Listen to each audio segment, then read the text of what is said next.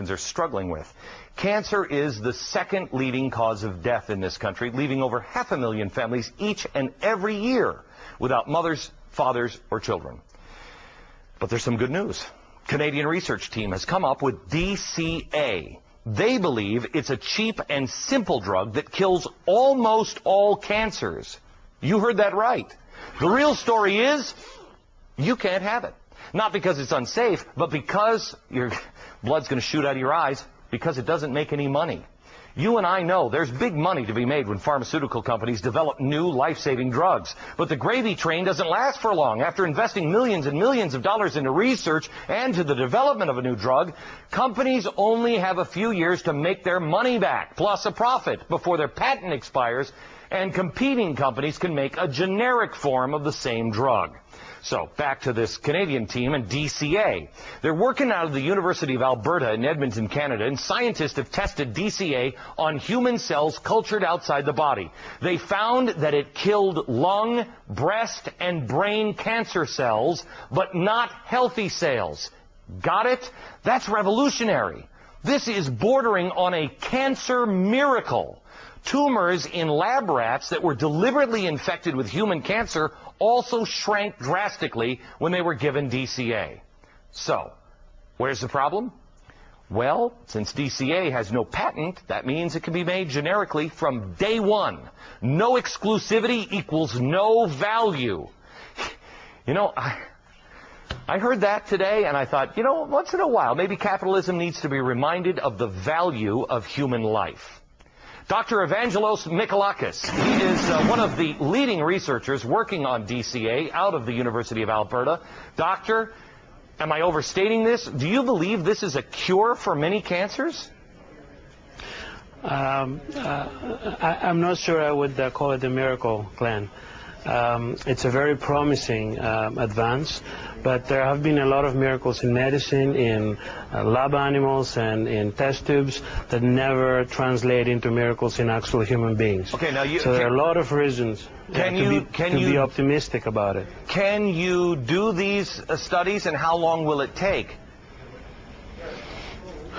We are about to start these clinical trials in human beings here at the University of Alberta, and we think we'll be starting somewhere in the next couple of months. It will take several months to complete the first stage of these trials to know at least that this drug is effective in human beings as it was in human cells out of the body. Was this drug used for anything else? Is this drug on the market for anything else right now? It's not in the market, and you cannot find it in pharmacists. You can buy it in bulk from chemical companies, cell chemicals. However, it has been used for over 30 years to treat very rare conditions of metabolism, usually in children. Universities usually buy the drug in bulk, they process it, and then they treat these very, very rare conditions.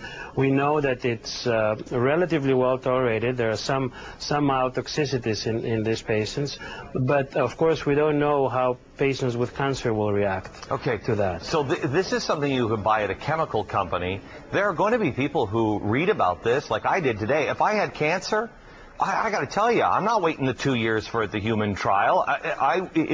If this has killed these things, lung and breast and what was the other? Brain cancer? If it's killed these things in test tubes and in lab rats, what's going to stop somebody who has nothing left to lose from going and finding some of this stuff and taking it? That's a very important question, and in fact we've been bombarded with this question. But you've got to keep in mind that it is possible it might hurt someone. For example, a lot of these patients are already taking cancer medications, and the interactions of this drug and any drug with the existing drugs is unpredictable. It could result in worsening than improvement. So these clinical trials are really important to be performed appropriately and under the regulation of authorities like FDA or Health Canada. I have to tell you, while I see your point, I got to, you know, if I'm dying of cancer and I know I'm going to die anyway, I mean, how am I going to get worse than death? You had a hard time getting anybody to pay attention to this because there's no money to be made in this. Why don't the insurance companies get involved and pour money into this? There's a ton of money to be saved by insurance companies. Why isn't the capitalist system working on that front? That's a very interesting question, and you're right. You would expect. I think there are some laws preventing the insurance company in investing in research, but I'm not a lawyer to tell you that. I think there is some regulations. It's not that easy to do that. However, the authorities like the University of Alberta and the Faculty of Medicine and Dentistry have already committing, and they're helping us along with the people of Alberta that already started donating money to at least make the first step. All right.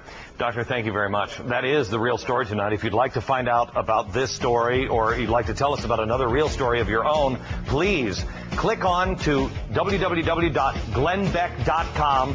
Hit that real story button. All this